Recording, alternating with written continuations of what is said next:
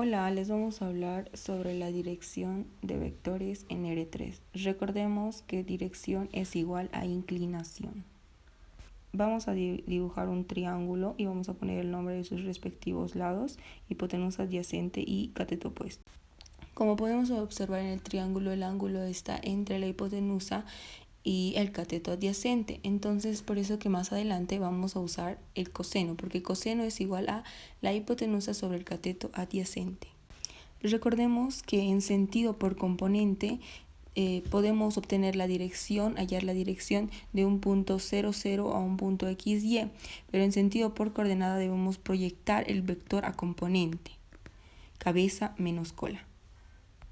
Primero vamos a recordar que la dirección de un vector en R2 es un vector con coordenadas x, y, es decir, que el ángulo que forma este vector con el eje x es suficiente para describir la dirección del vector. Y en una coordenada podemos proyectarla. Aquí podemos observar que el ángulo lo forma cateto adyacente sobre la hipotenusa, y eso es coseno. Pero en el espacio R3 no podemos especificar únicamente el ángulo que forma el vector con el eje X, ya que hay muchos vectores en el espacio R3 que tendrán el mismo ángulo con el eje X. Para definir la dirección en el espacio R3 del vector debemos definir los ángulos adicionales. Estos ángulos se necesitarán adicionalmente. Vamos a usar dos ángulos más. El primer ángulo es el ángulo alfa, que es el ángulo que forma el vector con el eje X.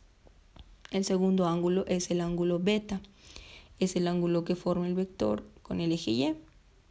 Y por último tenemos el ángulo gamma. El ángulo gamma es quien forma el vector con el eje Z. Estos tres ángulos se los conoce como ángulos directores, porque estos ángulos son suficientes para definir la dirección en un espacio R3.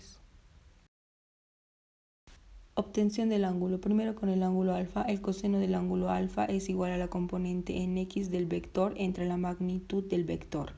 A partir de este coseno sacamos el coseno inverso, obtenemos así el ángulo alfa.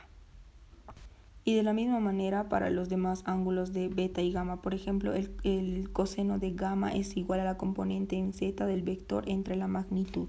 Estos tres cosenos se los conoce como los cosenos directores del ángulo.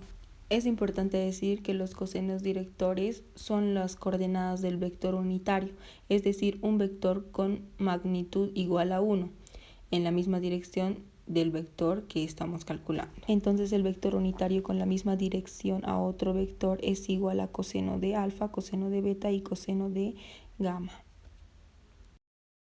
Ahora podemos decir que la dirección es igual al vector unitario que apunta en la misma dirección del vector, ya que contiene toda la información de los ángulos que forman el vector con cada uno de los ejes. Aquí tenemos un ejercicio y decimos que B es igual a X, Y, Z. Entonces es un ejercicio en R3 y por componente. Dado el vector W, donde X es igual a 1, Y es igual a 1 y Z es igual a 1, vamos a graficar.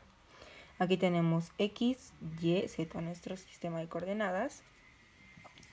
Y dice que Z es igual a 1. Digo, X es igual a 1. Entonces vamos a graficar que tiene que ser paralelo a Y, X. Entonces aquí está el punto, bueno, las líneas, la recta. Tin, tin, tin. Ya.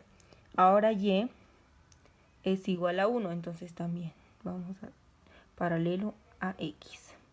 Y por último, Z es igual a 1.